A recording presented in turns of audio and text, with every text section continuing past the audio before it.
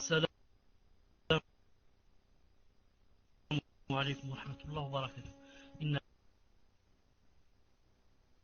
الحمد لله نحمده ونستعينه ونستغفره ونعوذ بالله من شرور أنفسنا ومن سيئات أعمالنا. من يهده الله فلا مضل له، أشهد أن محمدا صلى الله عليه وسلم عبده ورسوله. يا أيها الذين آمنوا اتقوا الله حق تقاته ولا تموتن إلا وأنتم مسلمون. يا أيها الناس اتقوا ربكم الذي خلقكم من نفس واحدة وخلق منها زوجها وبث منهما رجالا كثيرا ونساء واتقوا الله الذي تساءلون به والأرحام إن الله كان عليكم رقيبا. يا أيها الذين آمنوا اتقوا الله وقولوا قولا سديدا يصلح لكم أعمالكم ويغفر لكم ذنوبكم ومن يطع الله ورسوله فقد فاز فوزا عظيما. ألا إن أصدق الكلام كلام الله وخير الهدي هدي محمد عليه الصلاة والسلام وشر الأمور محدثاتها وكل محدثة بدعة وكل بدعة ضلالة وكل ضلالة في النار. أما بعد، حياكم الرحمن. Nous sommes, Inch'Allah Ta'ala, dans le 21e cours de la personnalité musulmane. En cette soirée du lundi avec le 28 avril 2008. Vous savez qu'aujourd'hui, Inch'Allah Ta'ala, nous sommes dans le 6e chapitre. Inch'Allah Ta'ala, nous sommes à la moitié du livre, ou bien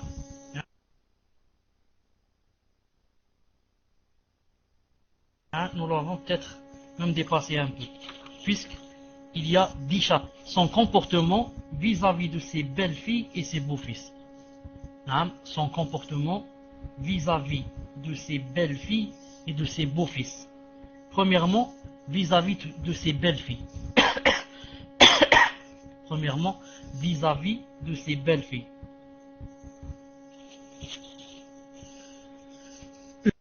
Une musulmane qui a parfaitement compris les préceptes de l'islam et s'est sincèrement conformée à ses nobles valeurs morales réserve à sa belle-fille le même comportement qu'elle a avec sa propre fille.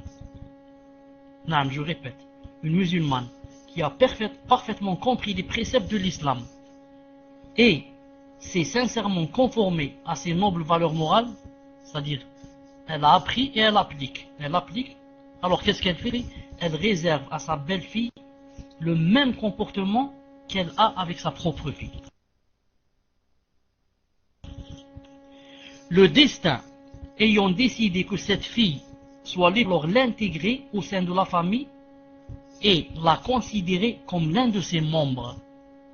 Il en est de même pour la jeune musulmane qui, éduquée conformément aux principes et aux valeurs de l'islam, et, une fois séparée de son foyer familial pour rejoindre celui de son époux, elle réserve à sa belle-mère le même comportement qu'elle observe vis-à-vis de sa propre mère.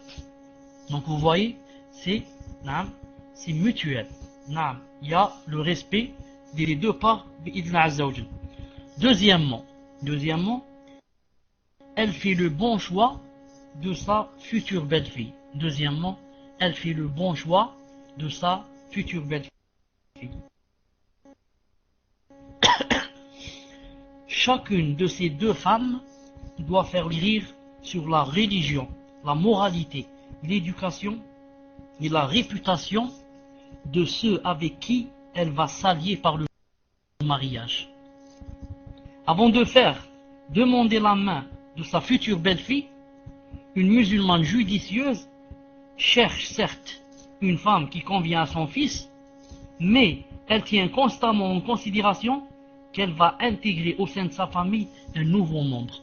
Elle ne doit pas oublier que elle va faire entrer dans la famille un nouveau membre. Ce nouveau membre aura un statut quasi semblable à celui de ses propres filles. Elle devra bénéficier des mêmes droits accordés à ses filles, que ce soit au niveau de la dignité, de l'estime ou de l'affection. Et devra aussi accomplir les mêmes devoirs qui leur incombent dans le cadre du foyer familial. D'où l'importance du bon choix et de ne pas se leurrer par la beauté, l'apparence ou le charme de ses futures belles-filles. Elle ne se base pas seulement sur l'apparence et la beauté et le charme, mais qu'elle se dise dans la tête que celle-là va peut-être vivre avec moi 30 et 40 ans, mais peut-être plus. Et ce sera un membre de la famille. Donc il faut qu'elle voit plus loin que les apparences. Il dit, elle doit plutôt s'enquérir de leur religiosité, leur morale et leur personnalité, conformément au hadith du messager d'Allah alayhi salam, qui dit, on épouse une femme pour l'une de ces 4 qualités: sa richesse, sa noblesse, sa beauté ou sa religiosité. Choisis donc celle qui se caractérise par... Et maintenant vous m'entendez? Maintenant si vous m'entendez.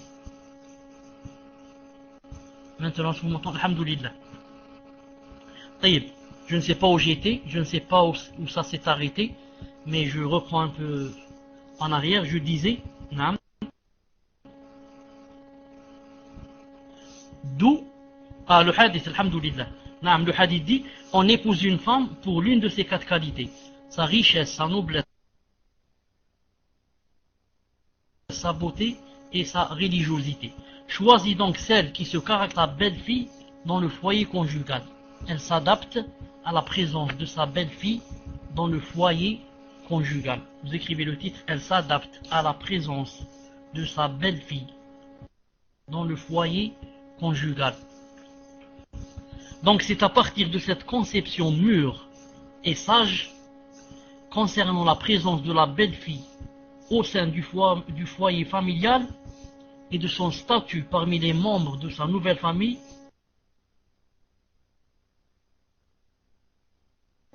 que découle le bon comportement de sa belle-mère à son égard.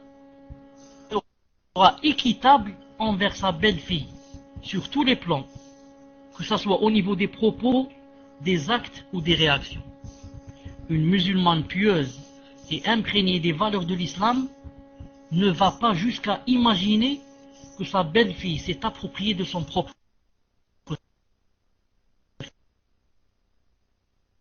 fils.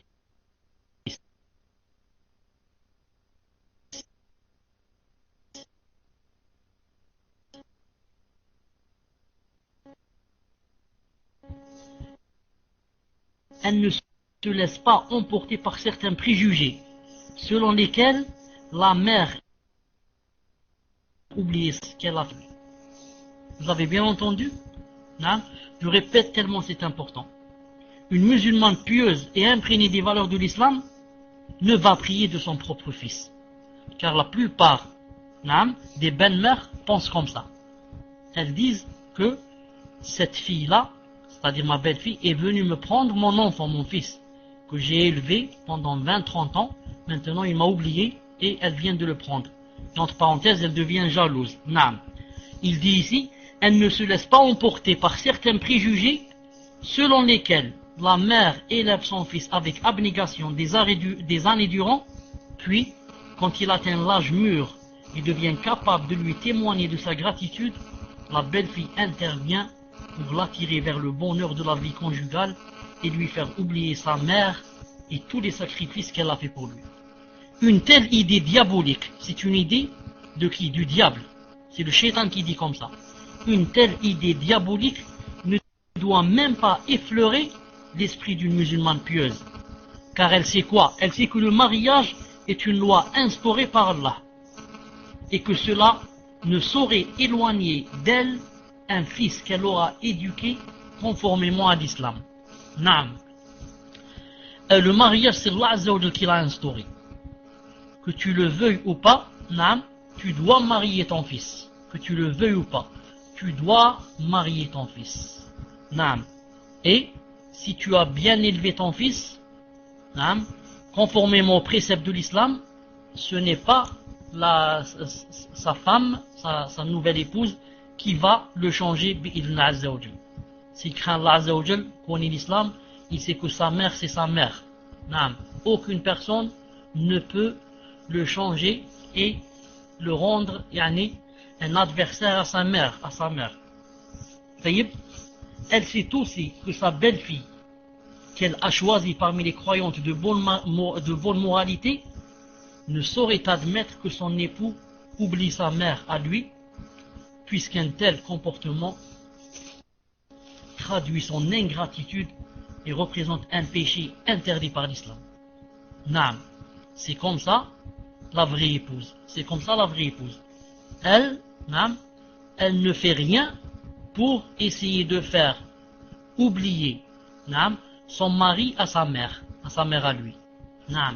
Elle ne fait rien en ce sens. Mieux encore, elle fait le contraire. Elle fait tout son possible pour rappeler l'obéissance de son mari à sa mère. Elle lui dit: cela fait longtemps que tu n'as pas téléphoné à ta mère. Cela fait longtemps qu'on n'est pas allé visiter ta mère. Cela fait longtemps que tu ne l'as pas invitée chez nous. Cela fait longtemps que tu ne parles pas d'elle. Et comme ça. Pourquoi? Elle fait ça par adoration. Car en poussant son fils à obéir à sa mère, elle sait que Allah Ta'ala lui écrit des récompenses. Elle ne vit pas pour les sentiments personnels, mais elle vit pour adorer Allah Azza wa Jal. Et elle sait que quiconque fait comme ça aura beaucoup de récompenses. Et elle sait que si elle essaye de le, je sais pas comment on dit en arabe, tahrish, elle essaye de le monter, si je puis dire, contre sa mère, elle sait que c'est là un grand péché. Pourquoi? Parce que le fait que le fils n'obéisse pas à sa mère, à lui, c'est un grand péché. Et qui a été la cause du détournement? Qui l'a détourné? C'est sa femme qui l'a détourné. Donc c'est elle qui est la cause du grand péché qu'il fait en désobéissant à sa mère. Allah Azza wa Jal nous préserve. Naam. Si la belle-mère se sent envahie par la jalousie envers sa belle-fille, elle doit se rappeler sa religion et sa piété. Dès lors, elle se délivrera de ce mauvais sentiment et recouvrira que toute personne pieuse parmi les croyants et les croyantes adopte quand une suggestion diabolique vient la perturber. Elle se rappelle le châtiment d'Allah et la voilà capable de voir l'évidente vérité. Allah Azza wa Jal a dit, Coran, Surat 7, verset 201. Surat 7, verset 201. Une seconde. Qu'a dit Allah Azza wa Jal? Il a dit, ceux qui observent la piété, lorsqu'une suggestion du diable les touche, ils se rappellent le châtiment d'Allah et les voilà devenus clairvoyants. Vous avez vu les pieux comment qu'ils font? Les pieux, ce n'est pas ils ne font pas de faute. Non, ne fait pas de faute l'ange. Non. Mais nous les êtres humains on fait des fautes. Mais la différence du pieux de l'autre personne qui n'est pas pieuse, c'est que le pieux, quand il fait la faute, il se rappelle. Il se rappelle vite et le voilà devenu clairvoyant. Tandis que le pervers et celui qui n'est pas pieux, il continue dans les ténèbres. Il continue dans le chemin des ténèbres. À la lumière de ces règles de conduite, organisant la relation entre la belle-mère, la belle-fille et son époux, l'équilibre s'établit au sein de la famille et la vie prend un cours naturel et serein. Dans cette atmosphère, les passions, les caprices et les fourvoiements n'auront pas lieu d'être, car les relations y seront basées sur la religion, la raison et la sagesse. Subhanallah al-Azim. Imaginez, masha'Allah, quand il y a un frère qui est masha'Allah et qui applique, qui a la science et applique, et marié à une sœur masha'Allah qui a la science et qui applique, et les parents du frère sont masha'Allah et les parents de la sœur sont masha'Allah. Ça c'est vraiment un paradis. Ça c'est vraiment un paradis familial. Quatrièmement, elle conseille, mais sans s'intégrer dans la vie privée. Elle conseille sa belle-fille, c'est-à-dire, mais sans s'ingérer dans la vie privée. Vous écrivez ça.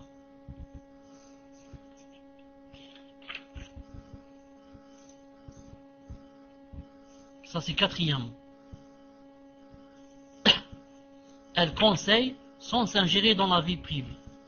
Le titre qui va venir tout à l'heure, vous le préparez. Cinquièmement, elle est bienveillante envers elle. Quatrièmement, dès le mariage de son fils, la musulmane pieuse et judicieuse tient en considération que sa belle-fille a le droit de vivre pleinement sa vie conjugale. C'est la première chose à laquelle doit penser la belle-mère. Dès que elle veut marier son fils, elle doit se dire dans sa tête. Si elle ne doit pas accepter ça, il faut que, avec un marteau, elle fasse rentrer cette idée dans sa tête. Elle est obligée.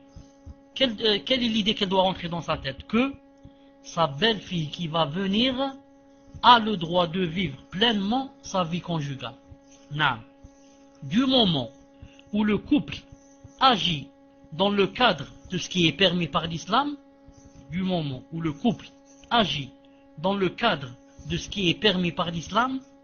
personne n'a le droit de s'intégrer dans leur vie intime, à moins que ce ne soit pour les conseiller sincèrement, conformément au hadith du prophète qui dit: la religion c'est le conseil. Voir Sharh Sahih Muslim, volume 2, page 37. Donc, la belle-mère, quand elle veut marier son fils, elle doit se mettre dans la tête que la femme qui va venir, qui va être l'épouse de son fils, a le droit de vivre pleinement sa vie conjugale et sa vie en tant qu'épouse. Donc, elle n'a pas le droit de s'ingérer dans ses affaires personnelles, sauf si c'est pour faire quelques conseils pour le visage d'Allah. Faire le conseil, c'est pas pour lui faire mal, mais pour le visage d'Allah Azza wa Jal. Le critère principal que la musulmane doit prendre en considération dans sa relation avec sa belle-fille est sa relation avec sa propre fille. Le critère principal que la musulmane, ici la musulmane, il parle de qui? Il parle de la belle-mère. Que la belle-mère doit prendre en considération dans sa relation avec sa belle-fille, c'est quoi? C'est sa relation avec sa propre fille. Comme elle aimerait, donc comme elle aime le bonheur à sa propre fille quand elle se marie, il faut qu'elle aime aussi le bonheur à sa belle-fille qu'elle vient de marier à son fils. Ici il dit, de même qu'elle aspire à ce que sa fille puisse vivre pleinement sa vie conjugale dans l'indépendance et le bonheur, épargnée de toute ingérence dans ses affaires privées, elle doit aussi faire montre, sans y déroger, de la même volonté vis-à-vis de sa belle-fille. Donc c'est ça le critère. Comme la belle-mère aime que sa fille soit heureuse, qu'elle vive pleinement sa vie conjugale, qu'elle soit indépendante, comme elle aime cette chose pour sa fille, elle doit aussi l'aimer pour sa belle-fille. C'est ça le critère sur lequel la belle-mère doit se baser. S'il y a quelque chose, elle se dit, est-ce que j'aimerais telle chose pour ma fille? Si elle dit non, j'aimerais pas cette chose pour ma fille, elle doit se dire, alors pourquoi vais-je l'aimer pour ma belle-fille? Et si elle se dit, est-ce que cette chose plairait à ma fille? Si elle dit oui, si je donne cette chose à ma fille, elle va lui plaire. Elle se dira alors, pourquoi je ne la donne pas aussi à ma belle-fille? C'est ça le critère. Cinquièmement, elle est bienveillante envers elle. Sixièmement, tout à l'heure, elle est équitable envers sa belle-fille. Cinquièmement, une belle-mère musulmane et judicieuse manifeste sa bienveillance et sa générosité envers sa belle-fille. Elle la traite convenablement, lui manifeste affection et estime, et écoute attentivement ses propositions.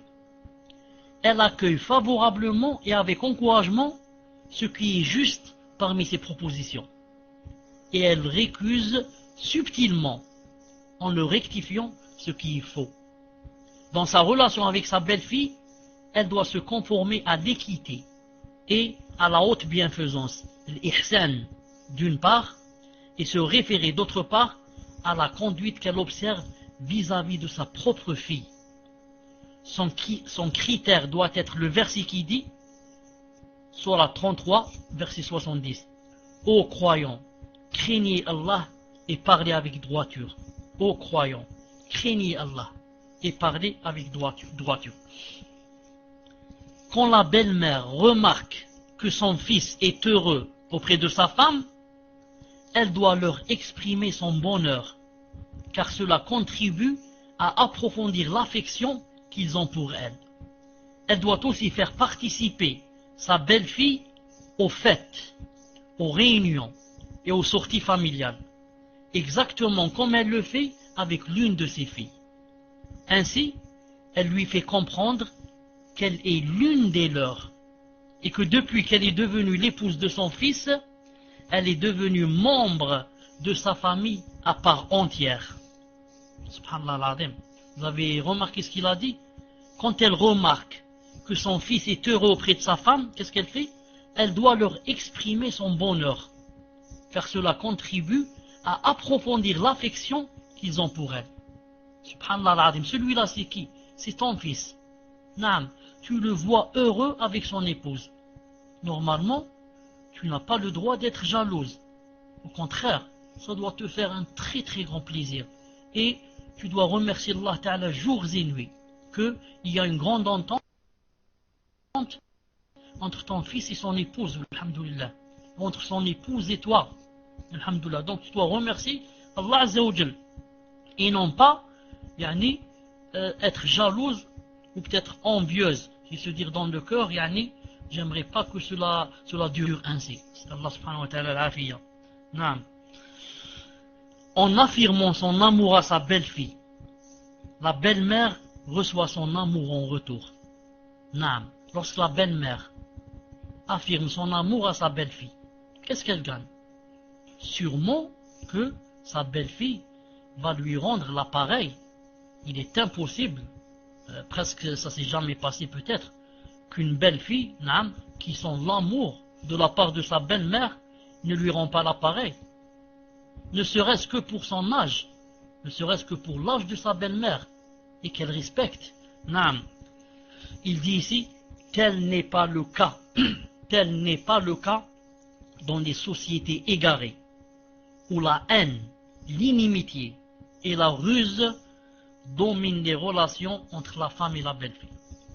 Cette hostilité s'est tellement instaurée dans ces sociétés qu'elle fait l'objet des proverbes, qu'elle fait l'objet de proverbes, de plaisanteries et de chansons, comme si c'était une coutume qu'on ne saurait violer ou s'en débarrasser. Or, ce phénomène n'aurait pu exister si, conformément à l'islam, la belle-mère et la belle-fille s'étaient limitées à reconnaître mutuellement les droits de l'une vers l'autre. D'où la quasi-inexistence de cette hostilité supposée traditionnelle dans les milieux musulmans attachés aux règles et aux valeurs de leur religion. Je disais, maintenant chez beaucoup de sociétés ou chez certaines familles, certains peuples, que c'est une chose, l'hostilité entre la belle-mère et la belle-fille, c'est une chose qu'on ne pourrait enlever et qui doit rester et restera jusqu'à la fin du monde. Or, ce n'est pas vrai. Car si la belle-mère et la belle-fille, les deux, pas l'une des deux, je dis bien les deux, si les deux appliquaient l'islam comme cela devrait être, et que chacune reconnaissait les droits de l'autre, et que chacune des deux faisait ses devoirs envers l'autre, alors elle vivrait vraiment comme une mère et une fille, ou bien comme deux sœurs.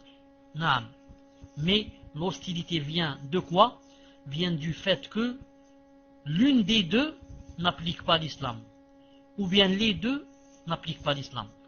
C'est pour ça que le prophète sallallahu alayhi wa sallam a dit dans un hadith que Cheikh Al-Albani a dit dans Sahih al-Jami', il a dit, il est authentique. Je ne me rappelle pas c'est les mots du hadith, mais je vous dis son sens. Il a dit, quand deux personnes, deux croyantes, deux personnes croyantes,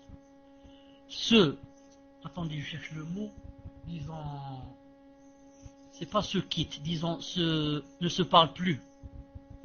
Quand deux personnes, musulmanes croyantes, ensuite, ils ne se parlent plus, il y a eu entre la rupture, il a dit, ça veut dire l'une des deux personnes était dans le péché, n'était pas dans le vrai sens.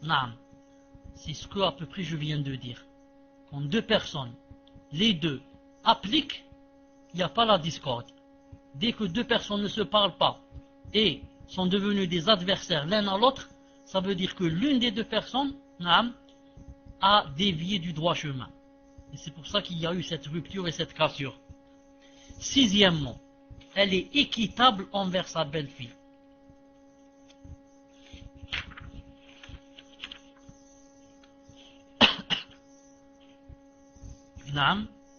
Sixièmement, elle est équitable envers sa belle-fille.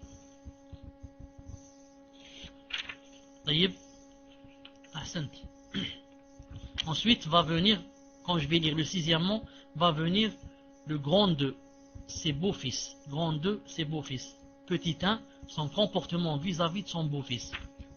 Je reviens au sixièmement, elle est équitable envers sa belle-fille. Il arrive qu'une femme soit éprouvée par une belle-fille de mauvais caractère. Une belle-fille méchante, qui la maltraite et lui manque de respect.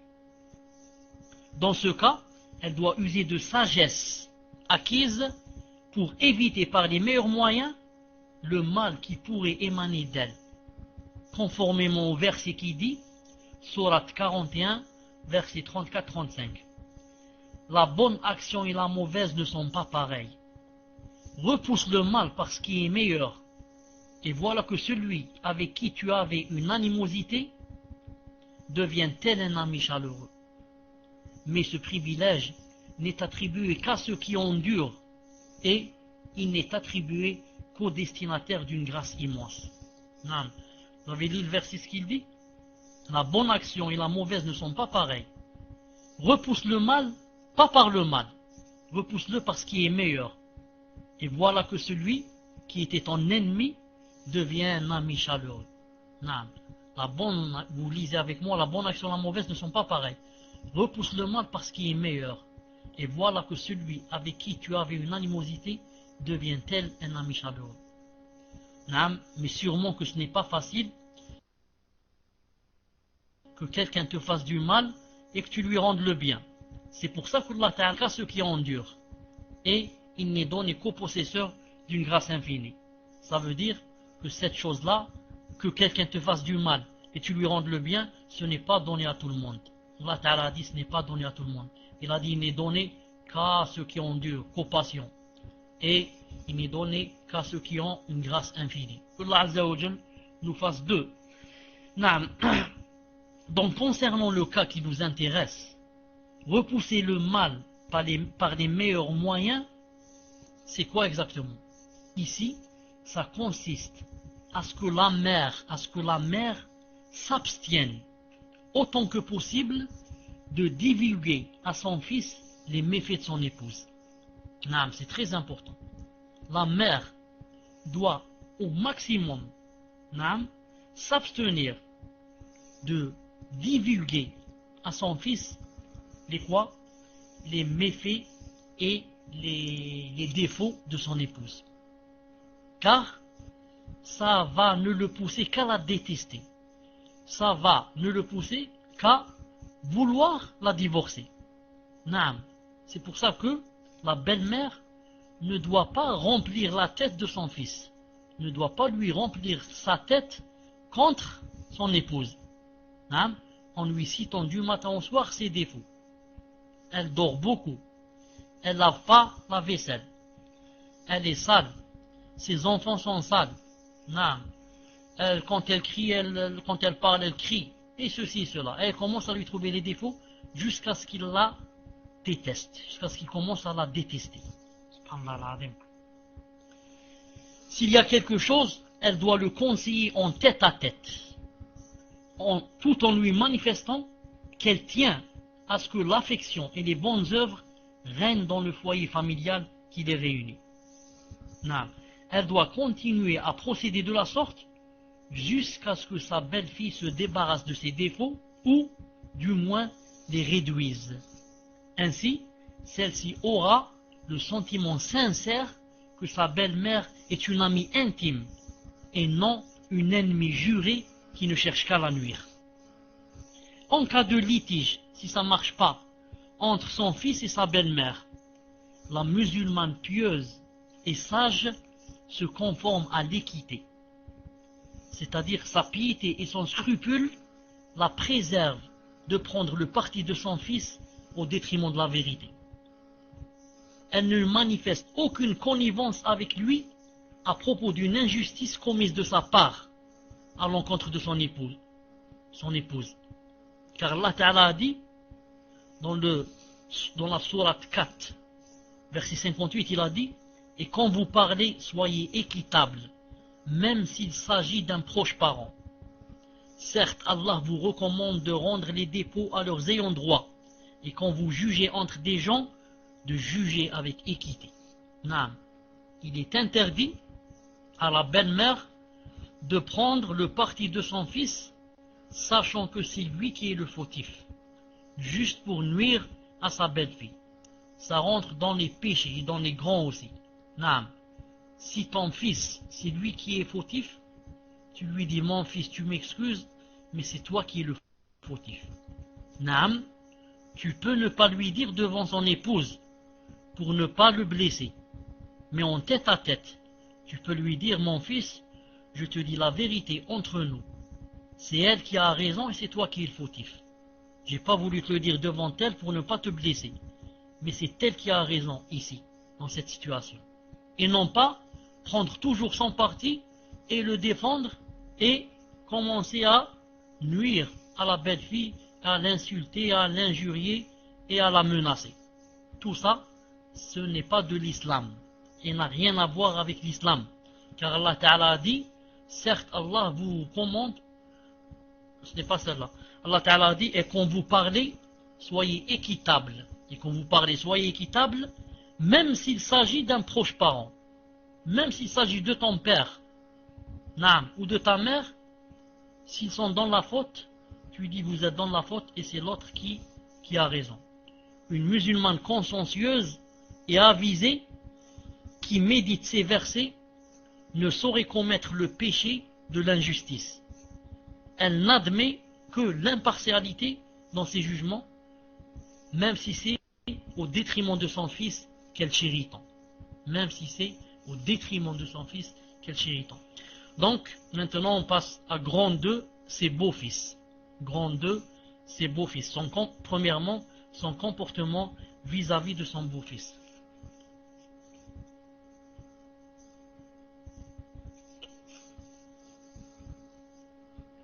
Son comportement vis-à-vis de son beau-fils. Naam. Bismillahirrahmanirrahim. Le comportement de la femme musulmane vis-à-vis de ses beaux-fils ne diffère pas de celui qu'elle doit avoir vis-à-vis de ses belles-filles. Autant qu'elle doit considérer sa belle-fille comme l'une de ses filles, elle doit aussi considérer son beau-fils comme l'un de ses propres fils.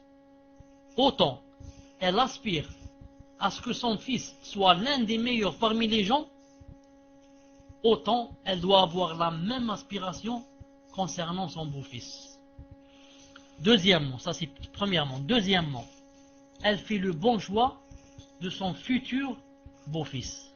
Elle fait le bon choix de son futur beau-fils.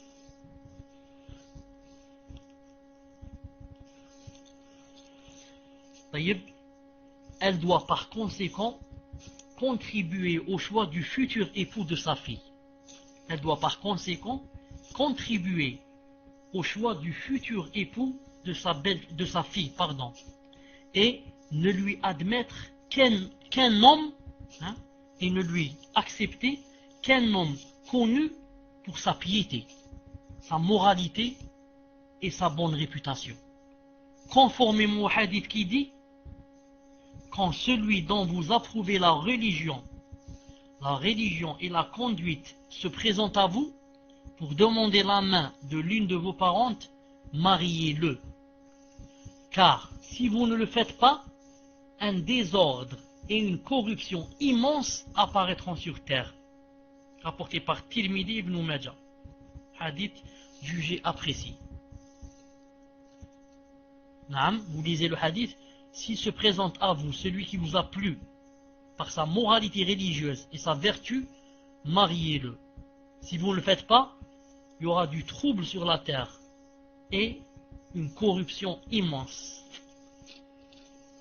Elle ne doit pas se laisser leurrer par l'élégance, le rang prestigieux ou la richesse colossale de celui qui se présente pour lui demander la main de sa fille. Non, elle ne doit pas se laisser leurrer par ces choses. La richesse, le rang prestigieux, le fait qu'il soit le fils de X, Elle doit être consciente qu'en mariant cet homme-là à sa fille, il aura le même statut que son fils et que l'honneur, la vie et le bonheur de sa fille lui seront confiés. Or, seul un homme qui respecte la religion et les valeurs morales est digne d'assumer une telle responsabilité. Non, seul un homme qui respecte la religion et l'applique, et aussi les valeurs morales, seul un homme pareil est digne d'assumer une telle responsabilité. Non, le riche, le beau, l'élégant, celui qui a un rang prestigieux, le mannequin, tout cela, non, ce n'est pas un vrai mariage. Une semaine après, on va découvrir tous ses grands défauts. Non, tous les grands défauts du monde, il les a. Non, le mensonge, le fait comment dirais-je, le fait de trahir sa femme, le fait de des choses, des centaines de choses. Pourquoi? Parce qu'il n'a pas de religion, il n'a pas de moralité. Non. Troisièmement, elle est bienveillante envers lui. Troisièmement, elle est bienveillante envers lui. Vous écrivez? C'est-à-dire envers son beau-fils. Elle est bienveillante envers son beau-fils. Elle est bienveillante envers elle. Non, avant de commencer ce chapitre, ou ce petit chapitre, j'ouvre seulement une petite parenthèse pour dire à mes frères et mes sœurs, mais surtout mes sœurs, que ces temps-ci, ces derniers temps, il faut bien fermer vos PV. Non, il faut bien fermer vos PV. Car il y a beaucoup d'adversaires et d'ennemis qui rentrent dans le salon, surtout ces derniers temps. Quand je parle beaucoup des habash, ils sont là avec nous dans la salle, en train d'écrire aux sœurs et aux frères. Si seulement ils écrivaient des choses, genre, n'écoutez pas Tchelebi, ne le suivez pas, c'est un menteur ou là, tout ça, ce n'est pas grave. Quelqu'un qui fait la da'wah, il doit s'attendre à des choses comme ça, et plus grave. Mais le malheur et le grand malheur, c'est qu'ils disent ce qu'on appelle en arabe l'aïb. Ils disent des mots indécents, des phrases où c'est vraiment indécent qu'un musulman pieux ne peut jamais dire. Ces phrases-là, c'est permis chez eux. Ils les disent devant les sœurs qui assistent chez eux, devant leurs femmes, devant leurs parents. Pour eux, c'est une chose très normale, tellement ils sont loin du din. Loin du din. Quand j'ai vu qu'il y avait un salon qui parlait de moi, ça ne m'a touché ni de loin ni de près. Naam. Pourquoi? Parce que je fais la da'wah, je dois m'attendre à cela. S'il n'y a pas cela, ça veut dire que ma da'wah ne marche pas. Si tout le monde est content de moi, ça veut dire que ma da'wah n'a pas marché, j'ai pas d'ennemis. Allah Ta'ala dit dans le Coran qu'il n'y a pas un messager qui n'a pas d'ennemis. Il n'y a pas un messager qui n'a pas d'ennemis. Et ainsi on a fait à chaque messager un adversaire des criminels. Mais quand je vois que, par exemple, on parle de ma mère et de mon père, on dit par exemple Tchalabi, le fils de paix, le fils d'une paix, et Kada, ça me fait pas mal, ça m'étonne. Je dis, il y a une grande différence, ça fait pas mal, ça m'étonne. Comment quelqu'un, on peut parler de sa mère et de son père, alors que la mère de cette personne et son père ne m'ont rien fait. Est-ce que c'est permis ça en islam? Est-ce que toi, X, si tu es un adversaire à moi, tu m'insultes ou là tu parles sur moi, est-ce que j'ai le droit de parler de ta mère et de ton père et de parler de ta mère comme quoi elle a fait la zina? Parce que je dis c'est une paix. Est-ce que c'est permis ça en islam? Et quel est le jugement en islam de quelqu'un qui dit comme ça?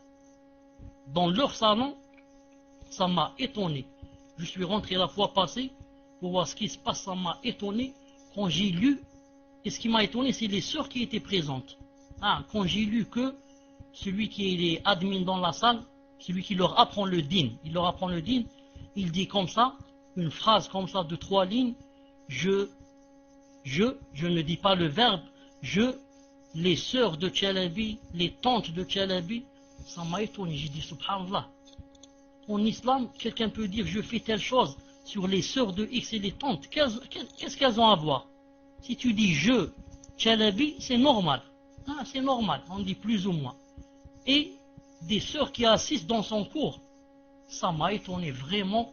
Allah Ta'ala les a dévoilés. Allah Ta'ala les a dévoilés. Alors normalement, Allah les guide, normalement, ceux qui sont dans la salle, en voyant qu'il a écrit une phrase pareille, s'ils n'avaient pas les yeux aveuglés et les cœurs scellés, qu'est-ce qu'ils auraient dit? Ils auraient dit, subhanallah, c'est quoi ça?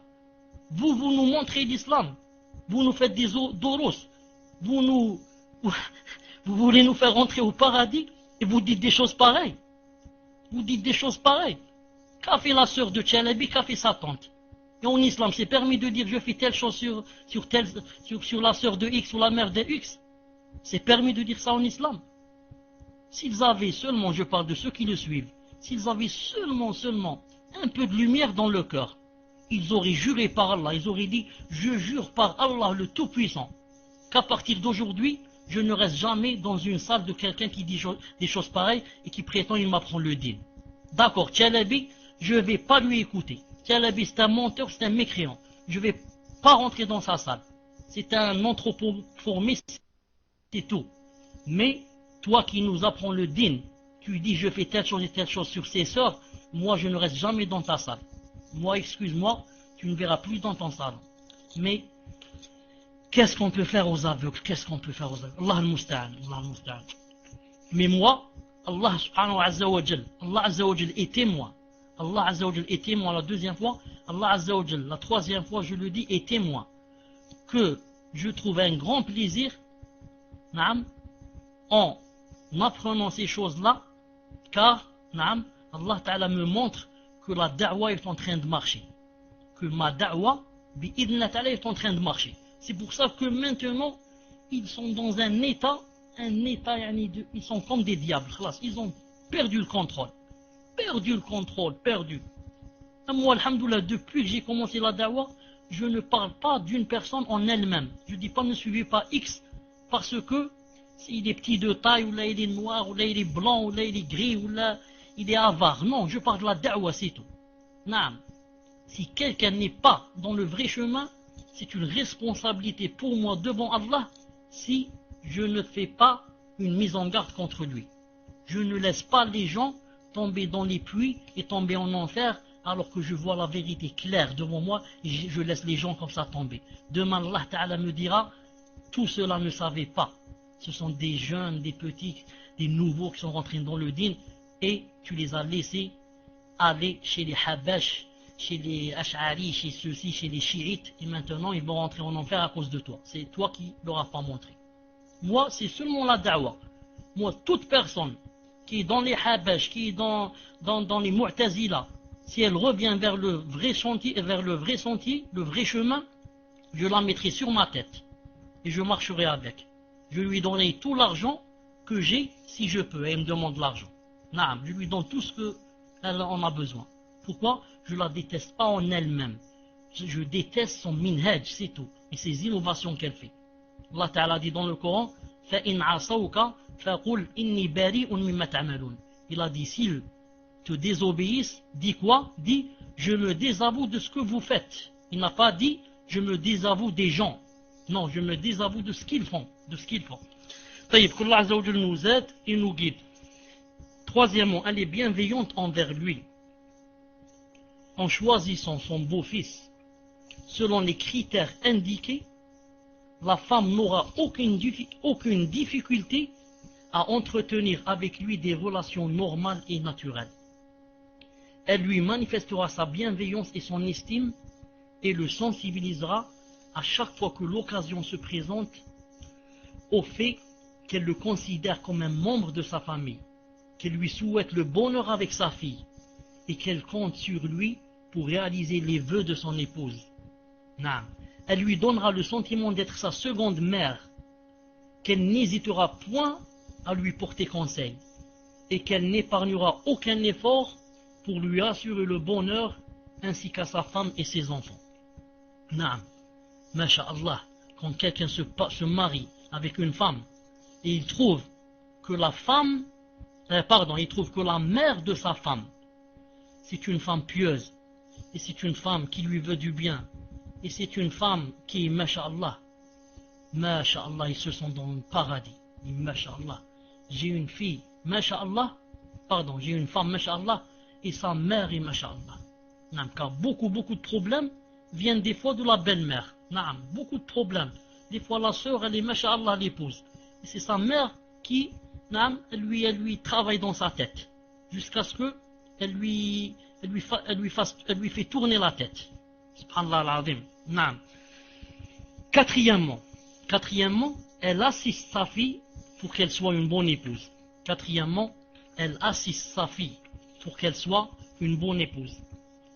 Une musulmane consciencieuse et judicieuse conseille en permanence sa fille. Elle la conseille en lui fournissant toutes les informations nécessaires pour réussir dans sa vie conjugale. Elle attire son attention sur tout ce qui est susceptible de faire le bonheur de son époux et l'encourage à accomplir ses devoirs d'épouse et de mère de la manière la plus parfaite. Quand elle constate un manquement ou une négligence de la part de sa fille, elle s'empresse de l'orienter et l'aider pour sortir de cette situation. Ainsi, elle évite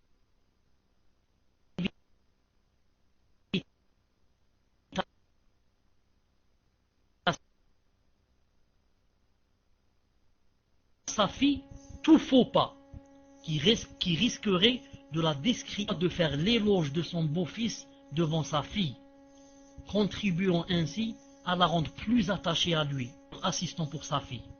Elle contribue ainsi à la continuité et au bonheur de sa vie conjugale. La mère doit aussi de temps en temps vanter les mérites de qui? Vanter les mérites de son beau-fils à sa fille. Elle dit à sa fille, entre nous, je te dis une chose, mais ton mari, il est masha'Allah, mais ton mari, il est serviable, mais ton mari, c'est un pieux, masha'Allah, mais ton mari, masha'Allah, il est très gentil, mais ton mari, masha'Allah, il est très respectueux, mais ton mari, masha'Allah, il est comme ça.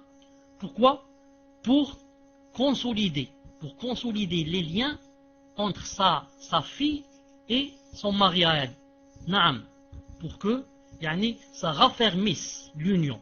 Pour raffermir l'union. Comme ça, la fille, quand elle entend des choses comme ça de sa mère, elle se sent encouragée d'avoir un mari que sa mère aime, d'avoir un mari que sa mère vante ses éloges. Toute femme est contente que sa mère vante les éloges de son mari. Ils lui disent, Masha'Allah ton mari, Masha'Allah comment il est, Allah Ta'ala t'a donné un vrai pieux, comme ça. Masha'Allah, na'am.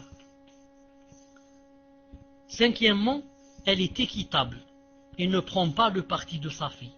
Elle est équitable et ne prend pas le parti de sa fille. Vous écrivez cinquièmement, elle est équitable et ne prend pas le parti de sa fille. J'attends que vous écriviez, Inch'Allah Ta'ala.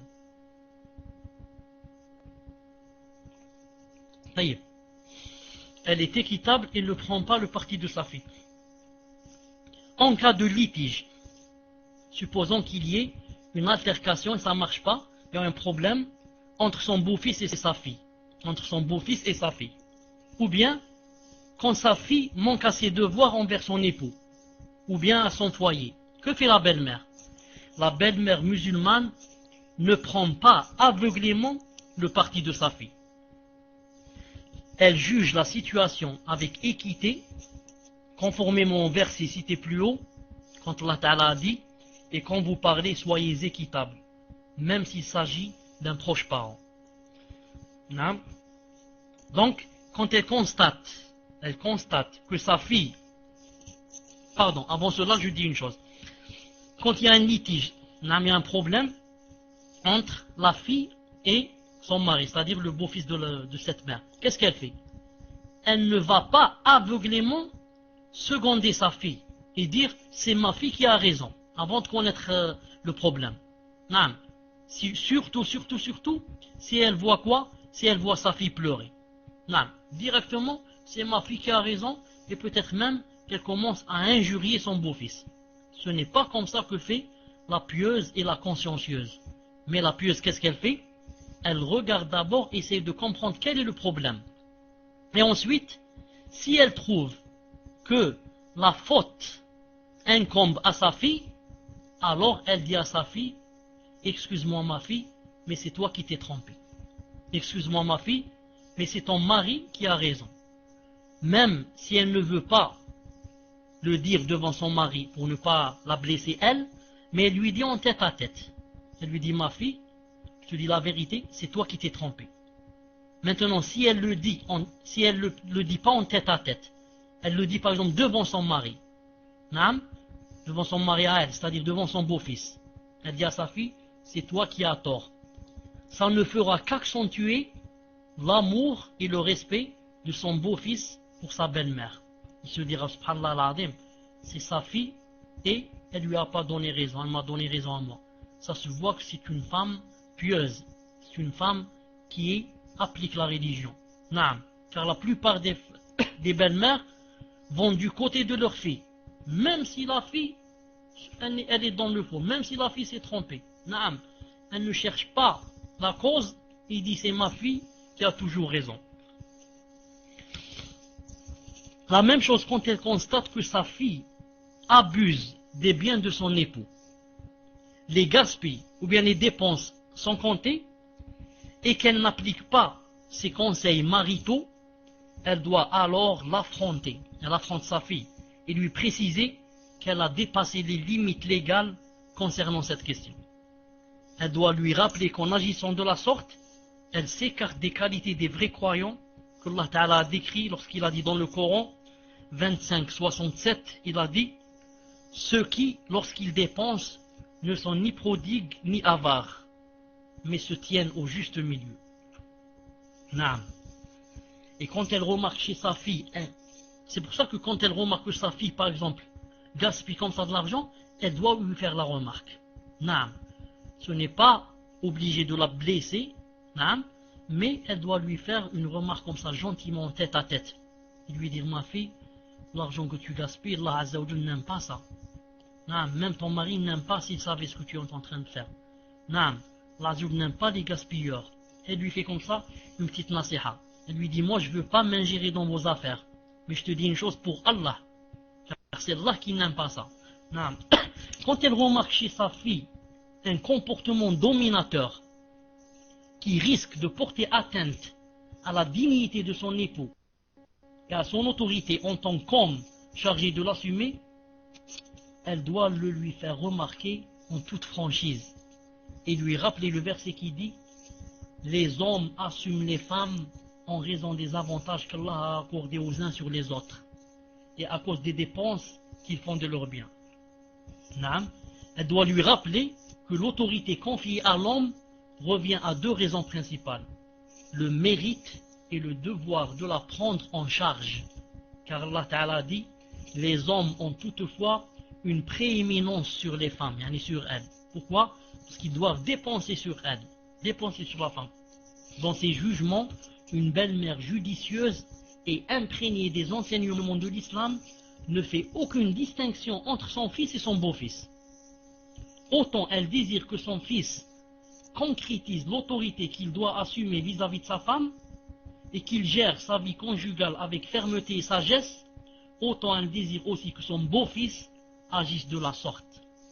Elle doit avoir cette certitude, même si son beau-fils se comportait avec sa fille de manière plus ou moins sévère, car telle devrait être l'attitude de toute femme croyante et équitable. Enfin, sixièmement, elle affronte les difficultés avec sagesse et délicatesse. Sixièmement, vous écrivez, elle affronte les difficultés avec sagesse et délicatesse. J'attends que vous écriviez le temps que je me repose un peu, Inch'Allah. Naam. Il arrive que le beau-fils soit d'une mentalité particulière qui ne rassure ni son épouse ni sa belle-mère. Il se peut aussi qu'il soit d'un tempérament incompatible avec le leur. Ce cas de figure suscite certes l'antipathie et ça mène souvent à la discorde.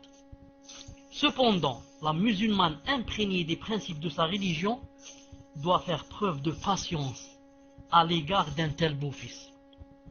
En employant sa sagesse et sa subtilité, elle parvient aussi à changer graduellement sa mentalité, car cela exige de la patience, de la persévérance et de l'habilité. Tant que les défauts de son beau-fils n'affecteront pas sa moralité ou sa religiosité et ne risqueront pas de dissoudre sa vie conjugale, elle ne devra pas les amplifier devant sa fille. Non, elle ne doit pas amplifier les défauts de son beau-fils devant sa fille. Elle doit plutôt s'efforcer de les minimiser autant que possible, tout en tâchant de les traiter avec des méthodes sages et appropriées. Une belle-mère croyante et imprégnée des principes de l'islam ne peut être qu'une source de bénédiction pour sa fille et son beau-fils et un soutien qui consolide leur union conjugale. De par sa piété et son équité, elle confirme qu'elle est vraiment une seconde mère pour son beau-fils et non une ennemie, comme certains ignorants rétrogrades se plaisent à le répéter. Non. Ce préjugé a pris en effet la dimension d'une réalité indiscutable, au point de faire l'objet de blagues et d'anecdotes. Non, c'est devenu des blagues et des anecdotes. De quoi? De parler de la belle-mère et du beau-fils, et ce qu'il y a entre eux comme adversité et hostilité. Cependant, il faut savoir que cette coutume ne s'est enracinée dans nos sociétés qu'à cause de l'application erronée de la religion et de l'abandon des valeurs morales. Non, s'il y avait l'islam, la science et l'application des hadiths du prophète sallallahu alayhi wa sallam et des versets, jamais il y aurait eu ces choses-là. Jamais il y aurait eu ces choses-là. En vérité, quand la femme s'attache à sa foi et applique les préceptes de sa religion, elle se comporte de manière vertueuse, courtoise et judicieuse vis-à-vis de son beau-fils et de sa belle-fille. Grâce à son comportement, elle s'octroie leur admiration et leur affection et contribue ainsi au bonheur de deux familles alliées par le mariage. Enfin, grâce à sa sagesse, sa piété, son équité, sa courtoisie et son comportement vis-à-vis de son beau-fils et de sa belle-fille, elle apporte un bonheur supplémentaire à leur foyer et contribue à leur sérénité et leur bien-être. Cela ne se réalise que quand la belle-mère est croyante et sage. Je répète, cela, le bonheur, etc., ne se réalise que quand la belle-mère est croyante et sage, qualité si précieuse et si utile pour toutes les familles qui se lient par le mariage. Naam. Pour terminer, je vous dirai, comparez avec une belle-mère qui, lorsque sa fille vient lui dire que son époux lui fait des problèmes, etc., elle vient se plaindre de son époux à sa mère à elle, elle va se plaindre de son époux. Alors comparé avec la mère quand elle est, masha'Allah, religieuse, sage, judicieuse, avisée, elle commence à tranquilliser sa fille. Patience, ma fille, Inch'Allah ta'ala. Patience. Naam. Ce n'est rien, Inch'Allah ta'ala. C'est un nuage, ça va passer. Naam. Je vais moi aussi lui parler avec tendresse. Naam. Toi aussi, reviens à lui, parle-lui avec tendresse. Essayez en tête à tête.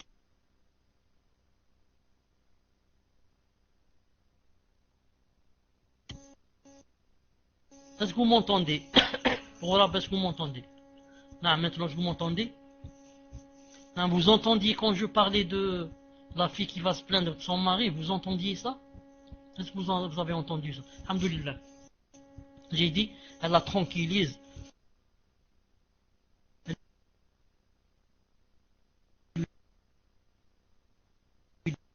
dit, ma fille, tu n'es pas la seule. Il y a des millions de femmes qui ont des problèmes. Ensuite, lui cite l'ami qu'elle connaît, elle lui cite la tante. Regarde son mari, un soulard, un voleur, qui est tout le temps derrière les femmes, ceci, cela. Toi, tu dis, alhamdulillah. Ce n'est rien, Inch'Allah ta'ala, comparé à cela. Et ça va passer, billah azawajal. Fais-lui la nasiha. On va se rencontrer à 3, à 4, à discuter. Et comme ça, comparé avec une femme, une belle-mère, disons, pareil, et celle qui, lorsqu'elle voit seulement une larme sur les yeux de sa fille, ou bien dès que sa fille va chez elle lui dit, il m'a manqué de respect, il a fait ceci et cela, elle prend le téléphone et elle insulte son beau-fils, elle l'injurie, elle le menace. Ensuite, quand elle raccroche, elle dit à sa fille, ça ce n'est rien. Ce soir, je vais te prendre chez la voyante. Ce soir, je vais te prendre chez la voyante. Tu vas voir ce qu'elle va faire à celui-là. Elle va le plier, billah azawajal. Elle va lui donner une maladie qui se relèvera plus. Allah al-Musta'an. On va lui briser son dos. Ce n'est pas bien ta mère. Il la connaît pas bien. Je vais lui montrer qui je suis et toi qui tu es. Et nous, quelle famille on est. Tu vas voir, on va aller chez la voyante ce soir. Et on va ramener les œufs et les bougies. Les femmes savent ce qu'il faut, moi je sais pas. Ce qu'il faut avec les œufs et les bougies et le fer et je ne sais pas quoi. Et tu vas voir. Subhanallah al-Azim. Astaghfirullah, astaghfirullah, astaghfirullah. Subhanakallahumma bihamdik. Ashhadu an la ilaha illa ant. Astaghfiruka wa atubu ilayk. Je réponds très vite à quelques questions. Je dis à la sœur Zeynep qui est ici avec nous que, Inch'Allah ta'ala, demain, Inch'Allah ta'ala, je lui répondrai par mail, Inch'Allah ta'ala. Naam. الأخت كارينيل تفضلي.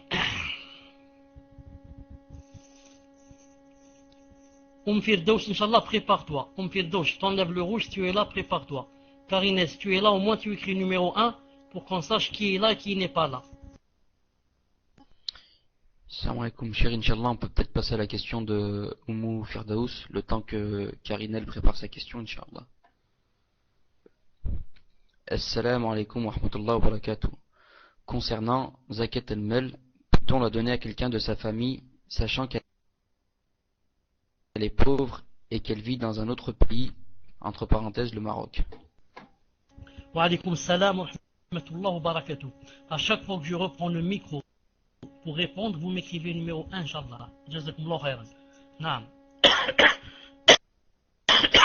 Surtout la personne à qui je réponds, elle m'écrit numéro 1 pour que je sache qu'elle est en train de m'entendre. Je disais, pour Zakat al-Mal, Inch'Allah ta'ala, Zakat al-Mal, si tu la donnes à quelqu'un de ta famille, tu as 2 récompenses. Et si tu la donnes à un étranger, tu as une seule récompense. Ça, c'est premièrement. Comme a dit le prophète sallallahu alayhi wa sallam dans le hadith de Abdullah ibn Mas'ud et sa femme Zaynab dans Sahih al-Bukhari. Il lui a dit qu'elle voulait faire l'aumône et elle a demandé au prophète sallam si elle pouvait la donner à son mari. Il a dit qu'en la donnant à un proche, on a 2 récompenses. Ça, c'est premièrement. Deuxièmement, il n'y a aucun délit qui empêche de donner la zakat dans un autre pays. Il n'y a aucun délit qui dit c'est interdit de donner la zakat au Maroc ou bien au Liban ou bien n'importe où. Tu peux la donner dans n'importe quel pays où tu veux. Surtout si c'est pour la donner à quelqu'un de la famille qui est pauvre, etc. والله سبحانه وتعالى أعلم. طيب غايانا ويت. Karinel, si vous avez du mal à envoyer votre question sur la room, Inch'Allah, envoyez-moi-la en PV et je la lirai, Inch'Allah. Rayana 8, tafadli, Inch'Allah. Salam alaikum, shir. Mon mari peut-il faire une prière obligatoire avec moi s'il a raté la prière à la mosquée? Barakallahu fikum pour vos efforts, qu'Allah subhanahu wa ta'ala exauce tous vos vœux. Amin. آمين. وعليكم السلام ورحمة الله. وعليكم السلام ورحمة الله وبركاته. نعم. C'est de la sunna. C'est de la sunna quand quelqu'un va à la mosquée et trouve que il a raté la salat, c'est de la sunna qu'il fasse la prière avec la famille, c'est-à-dire avec la femme ou bien les enfants. Car le prophète sallallahu alayhi wa sallam a raté une fois la prière. En arrivant à la mosquée, il a trouvé des gens en train de sortir. Il est revenu vers lui et a fait la prière avec sa famille. Ce hadith est jugé bon. Vous pouvez le trouver dans le livre qui s'appelle Akhta al-Musallin, les fautes des prieurs, de Salman Mashhour, hafidahullah.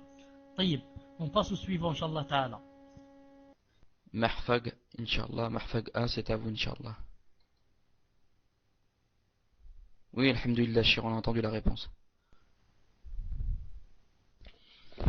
Salam alaikum. Je suis divorcé civilement depuis février 2008. Nous sommes séparés. Mon mari m'a divorcé religieusement il y a une semaine, quand commence la période de viduité. Mon mari me dit qu'il prend les enfants si je me remarie et si j'accepte pas, il les prend et les emmène au bled. Que dit l'islam? Barakallahu fikum. في صوت. وعليكم السلام ورحمة الله وبركاته. نعم. Quand le divorce se fait civilement et que le mari n'est pas d'accord, tant qu'il n'a pas prononcé le divorce, il n'y a pas le divorce. Sauf si c'est un tribunal musulman.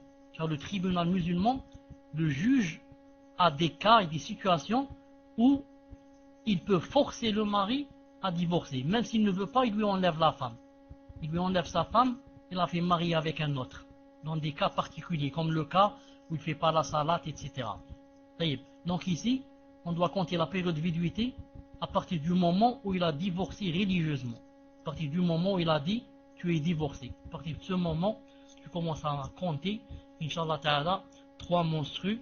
Ensuite, quand tu te purifies, quand tu te laves. Quand tu te laves, tu fais le grand ghusl, tu deviens, Inch'Allah Ta'ala, mariable.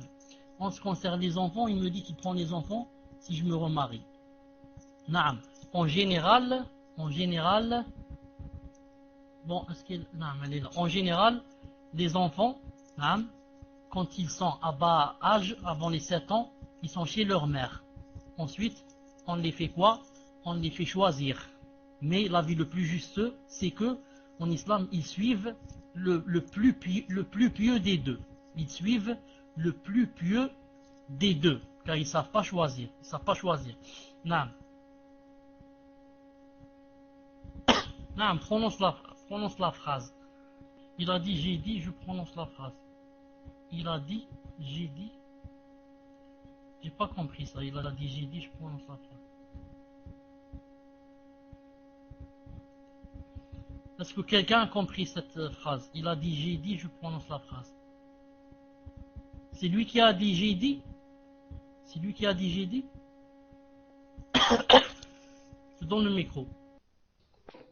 Karinel, Inch'Allah, si vous pouvez apporter une précision. Votre mari a dit, j'ai dit, je prononce la phrase. Il a pas dit, il a pas dit, je te divorce. Naam shir. Donc c'est bien ça. Il a pas dit, je te divorce. La formule de répudiation qu'il a employée, c'est, j'ai dit, je prononce la phrase. Donc est-ce valable? Karinel, Inch'Allah, et pourquoi il n'a pas prononcé le divorce? Pourquoi il a employé cette formule au lieu d'employer la formule qu'on emploie d'habitude? Donc, Shir, elle n'a pas de réponse. Elle ne sait pas pourquoi il a employé cette formule. Le fait est, c'est qu'il n'a pas employé la formule de répudiation. Je te répudie ou bien je te divorce. Il a juste dit, j'ai dit, je prononce la phrase. Donc, est-ce que le divorce, il est valable? Est-ce que vous m'entendez maintenant? Est-ce que vous m'entendez maintenant?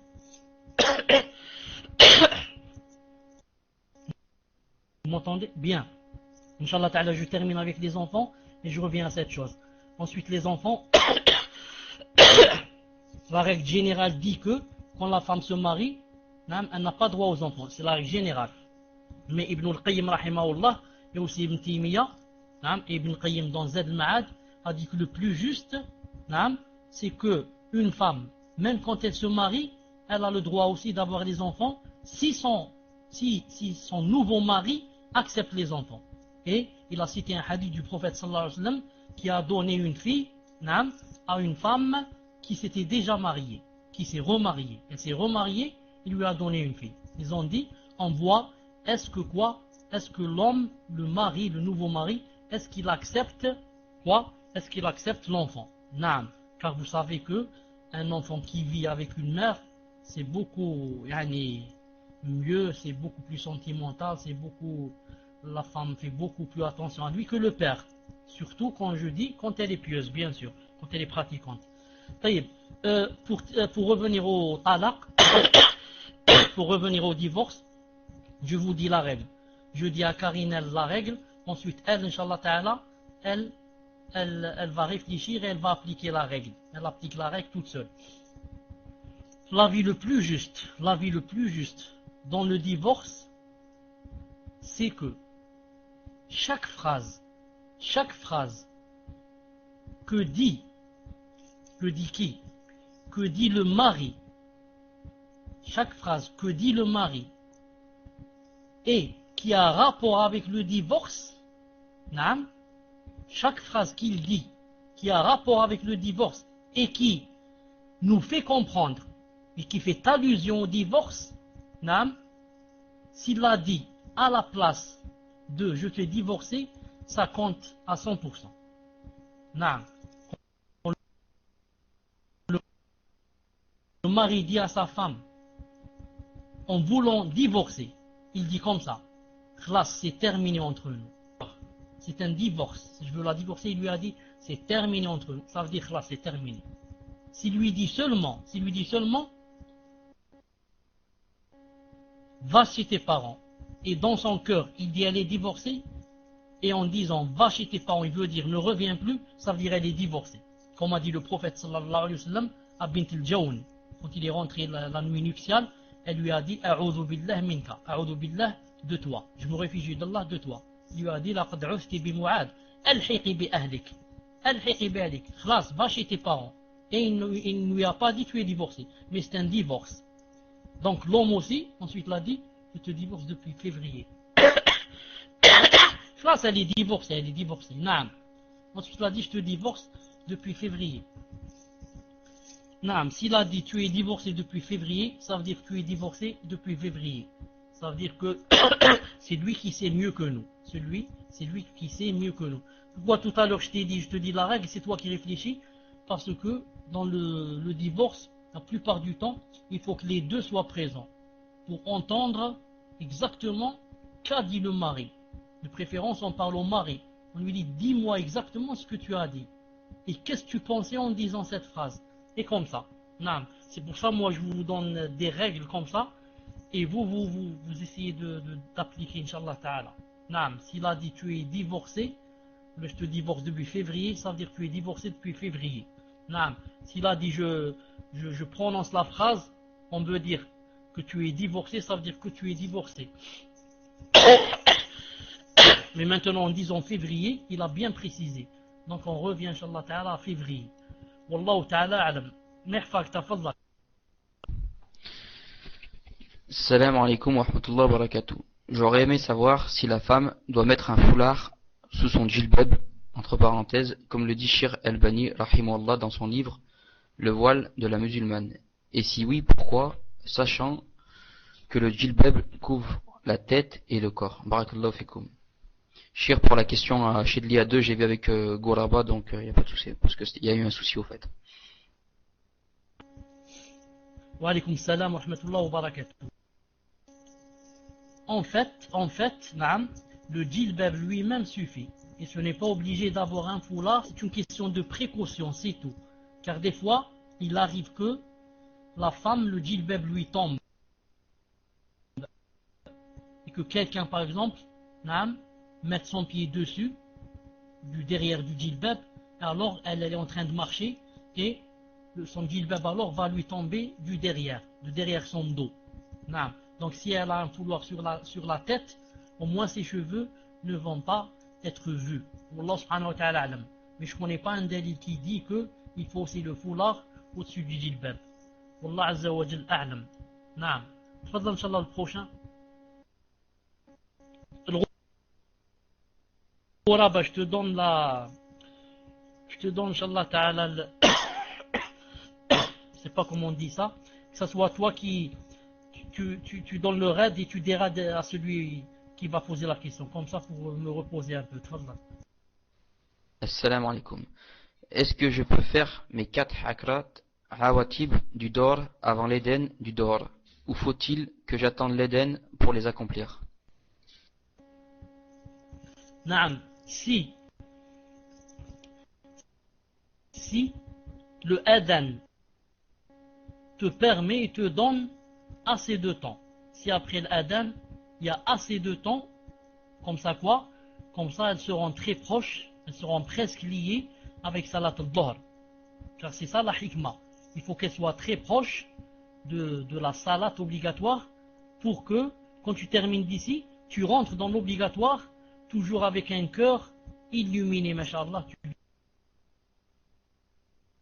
viens de faire des rawatib, tu viens de réciter le Coran, tu viens de méditer le Coran, etc. Naam. Mais si le Adan, après le Adan, il te laisse que le moment du dor soit rentré, c'est-à-dire, dans ce cas, j'attends pas l'Adan, car si je l'attends, je ne peux pas faire les 4. Inch'Allah ta'ala. Naam. Inch'Allah ta'ala, le suivant, tafadhal. Belkis, Inch'Allah, c'est à votre tour de poser la question.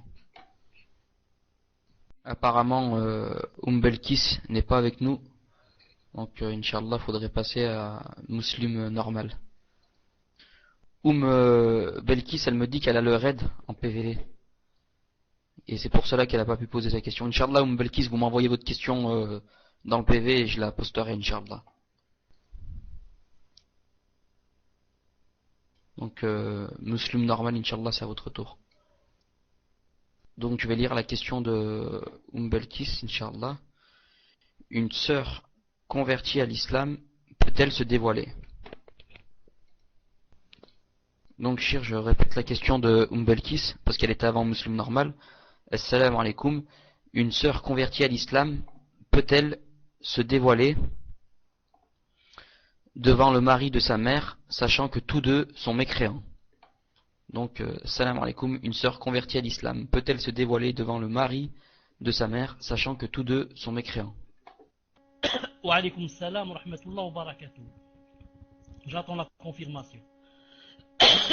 Naam, naam. Si ils sont mariés, s'ils sont mariés officiellement, naam, dans un tribunal de kuffar, et ce sont des kuffars eux-mêmes, leur mariage est valide. Et dans ce cas, elle peut se dévoiler devant lui, car elle devient qui? Elle devient ce qu'on appelle une rabiba. Elle devient devant lui comme une rabiba. Naam. Car elle est la fille de la mère, et elle n'est pas la fille du père, car c'est un père seulement biologique. Donc c'est pas un croyant, naam, pas un croyant avec une croyante, donc c'est seulement un père biologique. Donc elle peut se dévoiler devant lui, tant qu'ils se sont mariés, car l'islam reconnaît le mariage des kuffars, l'islam reconnaît le mariage des mécréants. Et je vous ai dit que si une mécréante rentre en islam, naam, et elle doit se détacher de son mari. Mais si son mari après veut la reprendre, naam, en rentrant dans l'islam, bien sûr, il n'a plus besoin de refaire l'acte de mariage. Le premier acte lui suffit. Le premier acte lui suffit. Comme ça s'est passé avec la fille du prophète sallallahu alayhi wa sallam, Zaynab, et de son mari Abu al-As. Allah azza wa jal a'lam. Naam, tafadhal. Cheikh, Belkis m'a dit ce n'est pas son père, mais le mari de sa mère. Donc je sais pas si ça change. Ça change rien. Ça change rien. Tant que cet homme est marié avec sa mère, marié officiellement avec sa mère, elle devient une rabiba. Naam, ça ne change rien. Il faut qu'ils soient mariés. Naam, s'ils sont mariés, khlas, ça suffit. Ça suffit pour qu'elle se dévoile. Naam, tfadhal inshallah ta'ala, suivant, lis la prochaine question. Salam alaikum. Je voudrais savoir s'il est permis d'aller sur des sites de chat où il y a des maghrébins égarés pour leur faire des rappels et passer des cours de frères salafis. Assalamu alaikum. Fi saut. Alhamdulillah. Naam. Il est permis de faire cette chose-là en une condition, laquelle? C'est d'être assez fort et d'avoir assez de patience et de science pour ne pas, naam, pour ne pas, s'affaiblir devant eux. Naam, il faut être assez fort, avoir assez de patience, assez de science et faire le djihad, car en faisant des choses pareilles, tu es dans le djihad bi'idna azza wa jal. Pourquoi j'ai dit assez de science? Pour que pour qu'il te trompe pas. Naam, la patience, c'est pour ne pas fléchir, et la science, c'est que si jamais ils te parlent, ils te font la polémique ou bien le débat, pour que tu aies assez de preuves, inshallah ta'ala, pour réfuter et récuser ce qu'ils disent bi'idnillah azza wa jal. Et si tu joins les deux conditions et tu fais cette chose-là, tu es inshallah ta'ala un grand mujahid, un grand mujahid fi sabilillah.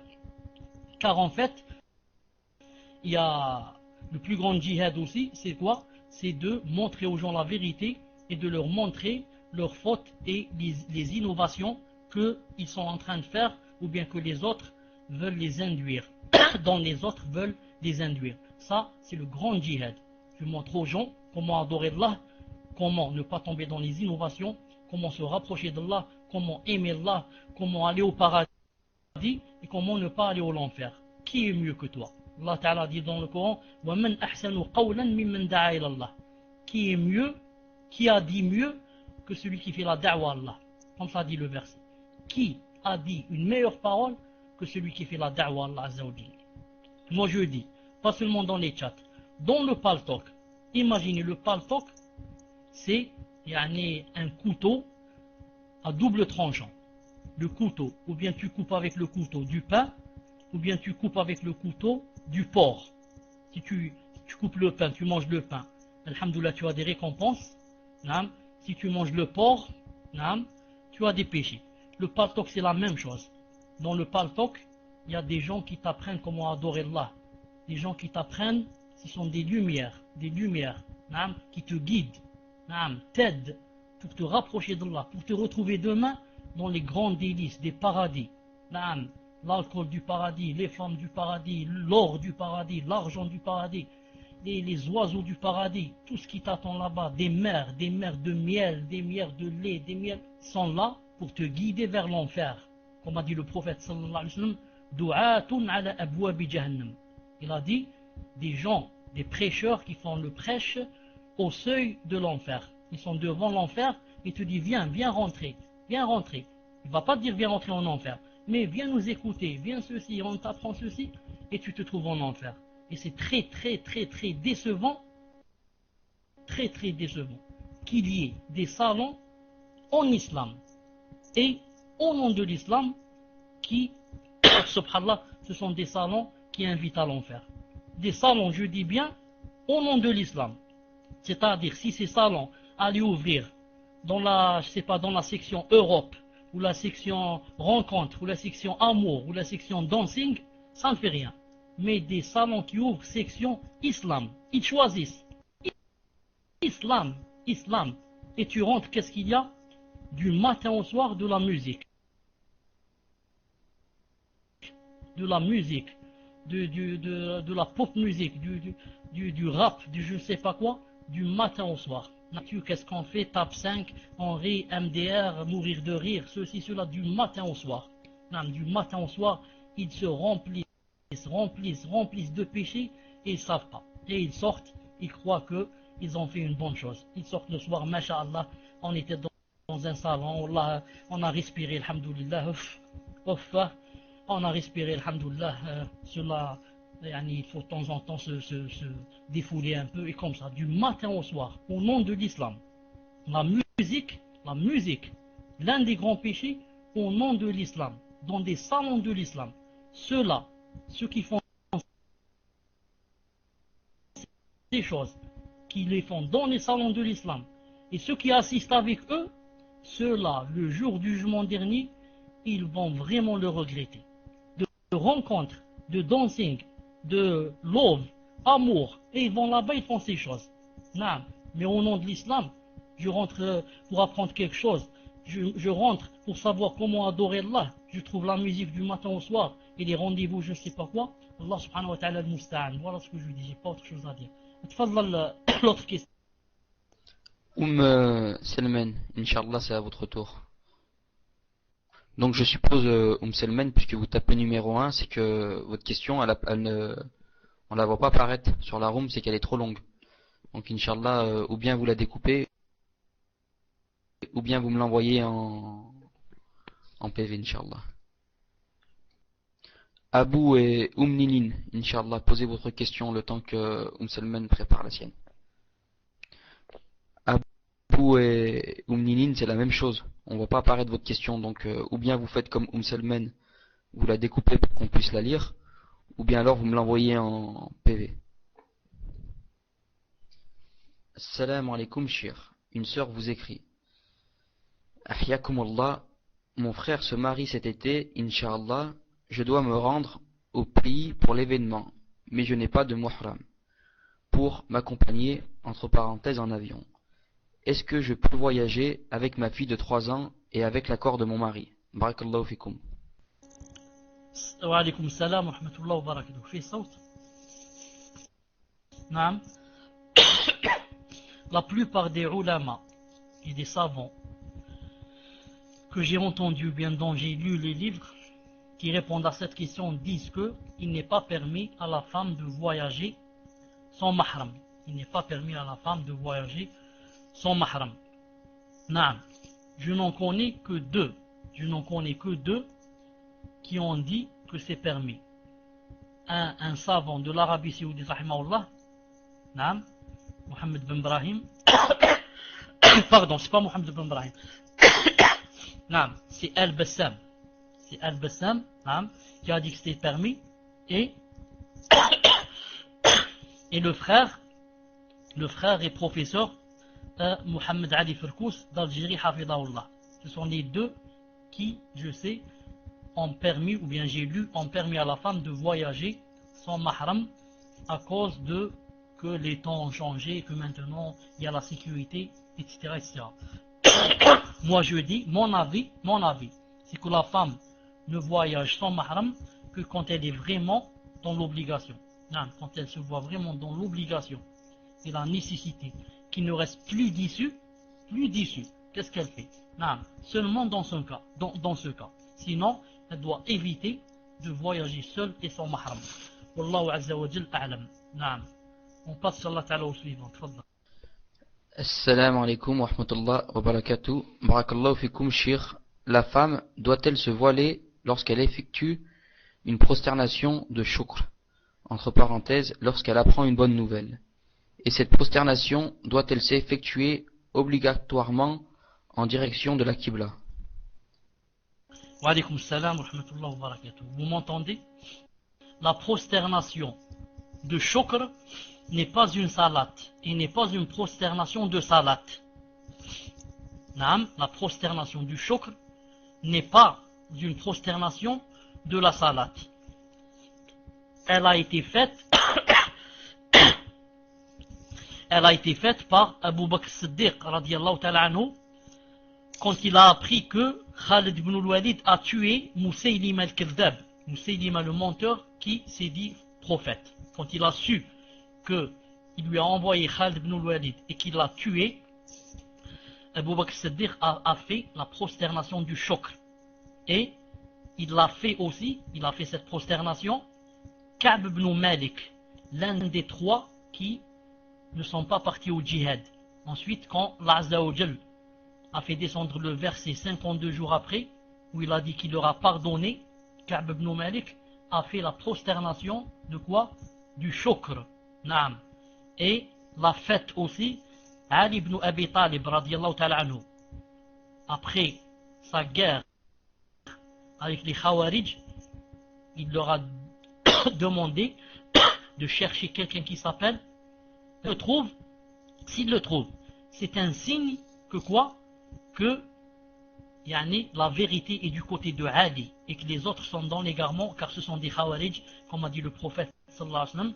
Il a montré ce quelqu'un, il a dit, c'est ça le signe. Alors Ali ibn Abi Talib l'a trouvé le 3e jour. Est-ce que vous m'entendez?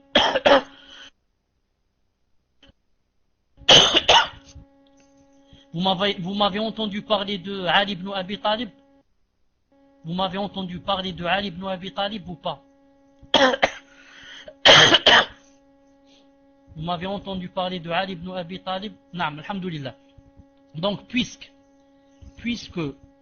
la prosternation du shukr n'est pas une prosternation de salat, donc la femme peut la faire sans se couvrir le visage, peut la faire sans chercher la direction de la qibla, peut la faire sans dire Allahu Akbar, peut la faire sans avoir les ablutions, peut la faire en étant en monstru.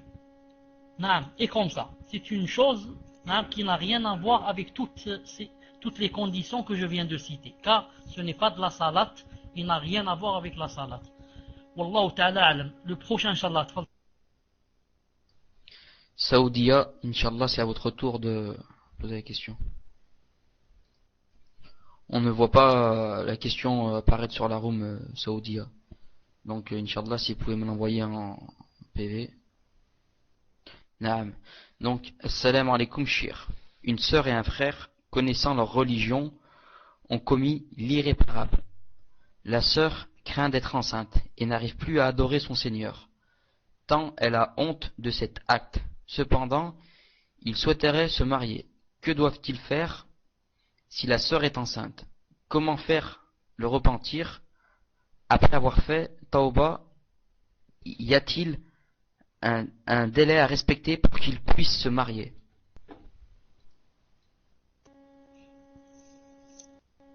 Naam, wa alaykum salam wa rahmatullahi wa barakatuh. Vous m'entendez?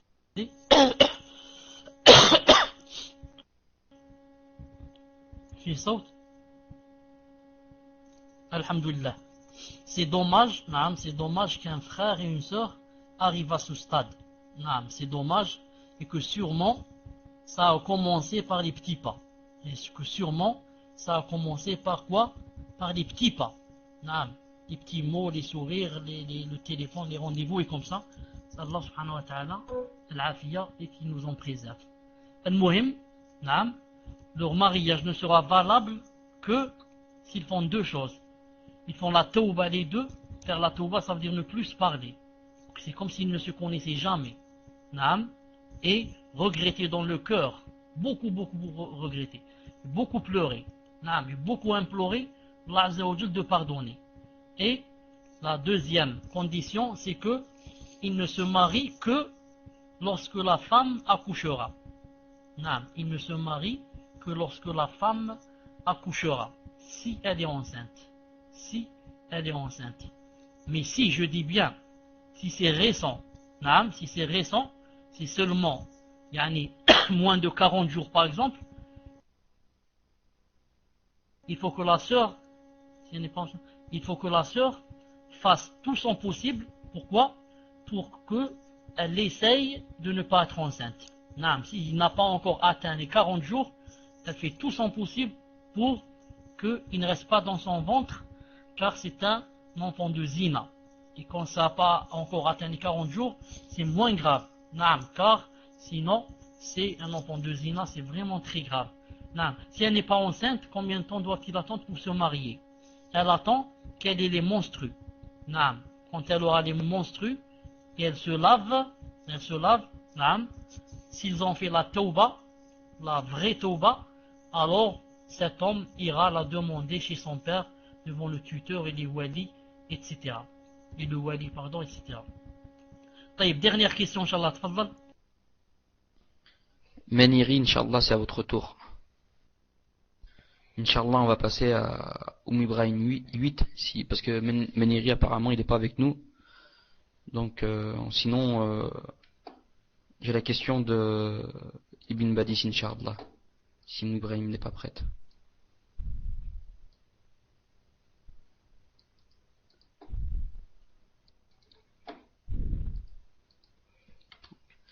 Salam. Vous m'entendez?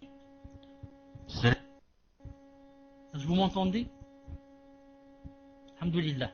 Je réponds à Saoudia qui a dit, peut-elle avorter? Quels sont les adillas pour avorter? Naam.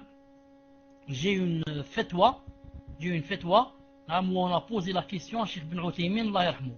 J'ai une fatwa, où on a posé la question à Cheikh Ibn Uthaymin, Allah yarhamou. Naam. Cheikh Ibn Uthaymin, Allah yarhamou, est très connu, naam, en ce qui concerne l'avortement, et qui le divise en 4 cas. Naam. Elle peut, bi'idhnillah ta'ala, car, yani, ce qu'elle... Salam alaikum. J'ai une sœur qui s'est mariée avec un homme qui devait divorcer d'avec sa première femme, après qu'ils aient conclu le mariage avec ma sœur, et qu'il ait consommé. Ma sœur est repartie chez mes parents parce qu'il n'a pas pu se séparer de sa première femme à cause des pressions de sa famille. Que conseillez-vous, barakallahu fikoum, et j'aimerais m'entretenir avec vous, Shir. Donc c'est Ibn Badis. J'ai pas entendu la question. Inch'Allah, si tu peux répéter la question, je l'ai pas entendu. Tafadhal. Inch'Allah, Shir. J'avais pas vu que Meniri il avait posté sa question à Gouraba, donc je sais pas du coup si maintenant je lis la question que j'ai dit, ou bien je lis la question à Meniri, Inch'Allah, Shir. Vous pouvez me dire? Je lis quelle question? Parce que vous en prenez plus qu'une. Meniri. Ok, Inch'Allah. Salam alaikum, Shir. Mon fils a 4 ans, il est dans une école de la secte des frères musulmans.